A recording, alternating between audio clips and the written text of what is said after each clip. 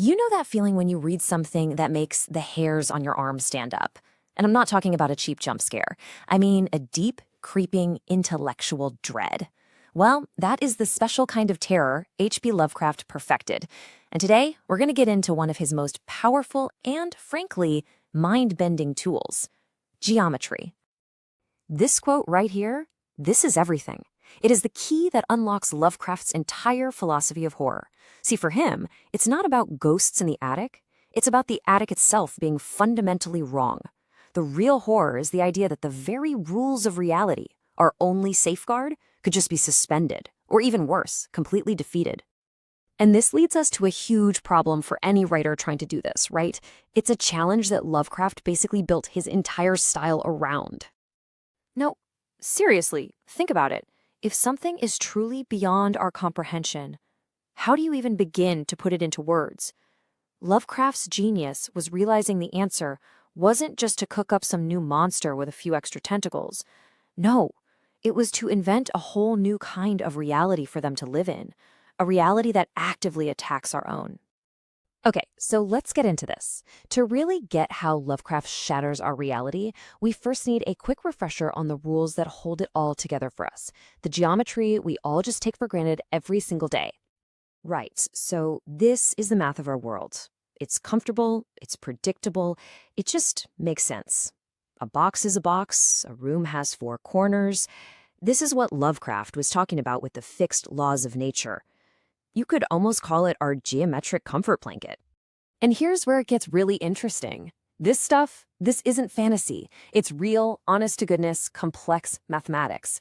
And if you're a horror writer, well, this is a conceptual weapon. It gives you a blueprint for a reality that is perfectly sound mathematically, but is completely hostile to how we perceive the world. A reality where all the angles are just wrong. So let's see how Lovecraft actually puts this to use. Because his most chilling application of these ideas wasn't in describing the monsters themselves, but in describing the places they come from. We're not just talking about a spooky old castle here. This is a city built with an alien geometry. The explorers are faced with buildings their minds literally can't process. The horror kicks in before they even see a single living thing. He talks about these cyclopean cities, and by that he means they're just vast, built on a scale that isn't human, with impossible angles, corridors that seem to shift, and views that completely defy perspective. The architecture itself becomes the villain. It's designed to break the mind of anyone who looks at it, creating this deep, profound sense of unease and vertigo. So in his stories, space isn't just this empty thing that we move through. It's an active and often a malevolent force. A room isn't just a room. It could be a kind of metaphysical trap. A corner isn't just a corner. It could be a gateway to some other angle of space that leads straight to madness. And this story just illustrates the idea so brilliantly. The main character, he's a student of mathematics, and he starts to realize that the strange angles in his room are literally allowing a witch from the 1600s to travel through dimensions and haunt him. I mean, for this guy, geometry stops being a subject in a textbook, it becomes a doorway to absolute terror. Now, this fundamental violation of natural law, it doesn't just stop with buildings. It extends to the very flesh and blood, or, whatever it is they have, of his alien creatures. This slide really just nails the contrast, doesn't it? We understand life through a very specific lens. Predictable bodies, motivations we can sort of figure out, forms that have to obey physics. Lovecraft just takes all of that and throws it out the window. His creatures are like biological expressions of non-Euclidean principles. They're unstable, they're protoplasmic, and their motives are just completely beyond us. So here's the crucial point. When Lovecraft describes his monsters with all these weird features, he's not just trying to be gross. He's describing beings that are biologically impossible in our version of reality. They are walking, slithering violations of everything we know, living proof that another completely hostile set of natural laws actually exists.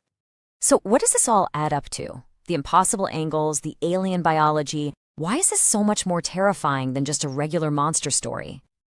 The true fear in a Lovecraft story is never really about the giant tentacled thing rising up from the ocean.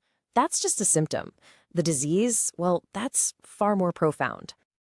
And this is it. This is the whole ballgame. The ultimate horror is intellectual. It's that dawning, soul-crushing realization that your entire perception of a safe, predictable Euclidean universe is just a fragile illusion. The real universe is a place of utter madness, and you just gotta peek behind the curtain. And this brings us to the single biggest concept at the heart of all this horror, cosmic indifference. The universe has only one obligation, and that is to exist. It has absolutely zero obligation to make any sense to us. And that's the thought I really want to leave you with. I mean, if the rules of space can just be rewritten, what about time? What about causality? The very nature of consciousness itself? That lingering uncertainty, that feeling that our entire reality is built on an unstable foundation, well, that is the true Lovecraftian horror.